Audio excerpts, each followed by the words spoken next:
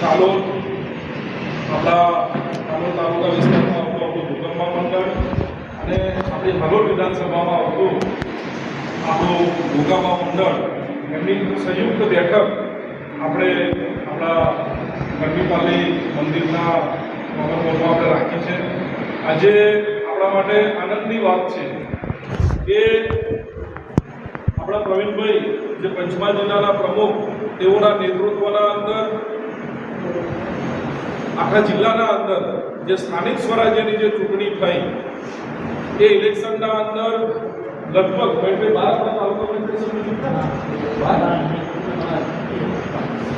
તાલુકા પંચાયતના સભ્યો અને એક જિલ્લા પંચાયતના સભ્યો, એટલે કે ટોટલ આપણા 13 જે પ્રતિનિધિ છે એ તાલુકા પંચાયત અને જિલ્લા પંચાયતના અંદર આપણને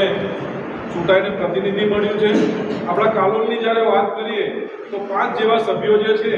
એ આપણા કાલોલ અને હાલોલ વિધાનસભા વિસ્તારમાંથી જીત્યા છે. એટલે સરકારની જે ગાઈડલાઇન્સ છે અને વિરોધ પક્ષના નેતા તરીકેની પણ નિમણૂક જે રહી 10%થી વધારે સીટો હોય ત્યારે કરવાની હોય ત્યારે આપણે સર્વસંમતિથી આપણા જે અહીંયા આગળ આગેવાનો બેઠા છે એ આગેવાનો એ બધા ભેગા થઈ અને આપણા દીપસિંહભાઈ જે છે એમની આપણે આજે વિરોધ પક્ષના નેતા તરીકેની નિમણૂક કરી છે. પાર્ટીના વતીથી આપણે તેઓનું સ્વાગત કરીએ છીએ, તેમને અભિનંદન પાઠવીએ છીએ અને શુભકામનાઓ પાઠવીએ છીએ કે આવનારા સમયના અંદર આપણો કાલોલ તાલુકો અને હાલોલ તાલુકો એ બંને તાલુકોના સંયુક્તના અંદર આજે આપણી ભૂગંબા તાલુકા પંચાયત છે બંને વિસ્તારમાં આવતી, તો આવનારા સમયના અંદર તેઓના નેતૃત્વના અંદર આપણે જે કંઈ પબ્લિકના જે કામો છે, આપણા ચૂંટાયેલા અહીંયા આગળ સભ્યો પણ છે એ સભ્યોના વિસ્તારના જે કામો છે અને આવનારા દિવસના અંદર પબ્લિકના જે કામો છે આપણા ભાગે જે કરવાના આવતા હોય એ કામો એમના માર્ગદર્શનના અંદર તાલુકા પંચાયતના અંદરથી જે તાલુકા પંચાયત સભ્યની જે ગ્રાન્ટ છે 20%, જિલ્લા પંચાયતના સભ્યની જે ગ્રાન્ટ છે 10%, એ પ્રમાણેના જે કામો આપણા વિસ્તારના માટે મળે અને એનું નેતૃત્વ આપણા સાહેબશ્રી જ્યારે કરવાના છે ત્યારે આપણે તેઓને ખૂબ ખૂબ શુભકામનાઓ પાઠવીએ છીએ આમ આદમી પાર્ટી તરફથી. આજે અહીંયા આગળ મંચસ્થ મહાનુભાવ આપણા હાલોલ અને કાલોલ, હું હાલોલ કાલોલ બે બોલીશ કેમ કે વિધાનસભા અડધી આમથી આમ આવે છે અને આપ સૌ અહીંયા ઉપસ્થિત છો, આપ સૌનું સ્વાગત કરું છું. સાથે સાથે વર્ષોથી તમે લોકો બધા જ અહીંયા ગાડી છો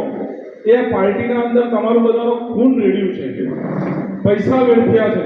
સમય તમે આના અંદર યોગદાન આપ્યું છે, એવા તમામ યોદ્ધાઓનું અમે આજે અહીંયા સ્વાગત કરીએ છીએ.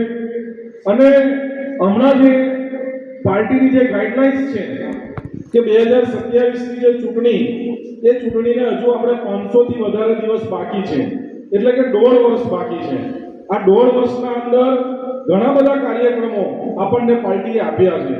કે એના અંદર રતિલાલભાઈ હમણાં વાત કરી કે આ ફોર્મના અંદર બક્ષીપંચ મોરચો છે, એસટી મોરચો છે, લઘુમતી મોરચો છે, આપણી મેન બોડી છે, મહિલા મોરચો છે, એના જેના જે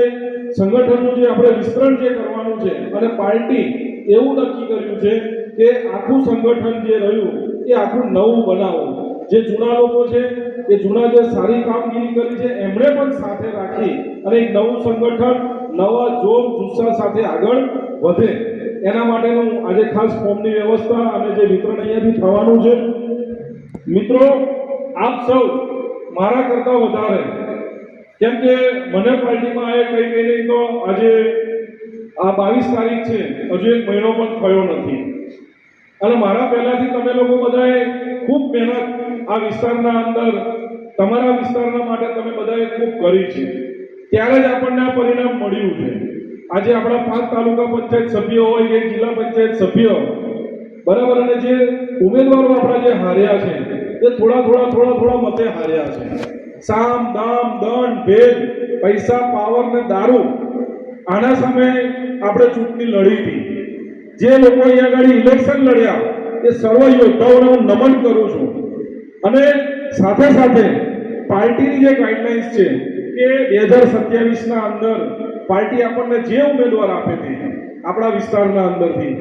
ભૂકંપામાંથી આપે, હાલોલમાંથી આપે, જાંબુઘોડામાંથી આપે કે હાલોલ નગરમાંથી આપે, પાર્ટી જેને ઝાડુનું નિશાન આપે એ ઉમેદવારને આપણે જીતાડવાનો છે. બરાબર, જેને આપે એને, એ પાર્ટીનો વિષય છે. પાર્ટી જે રહી એ ઉમેદવાર ડિક્લેર કરતા પહેલા ઘણું બધું સર્વે કરશે. જે આપણા જે કાર્યકરો છે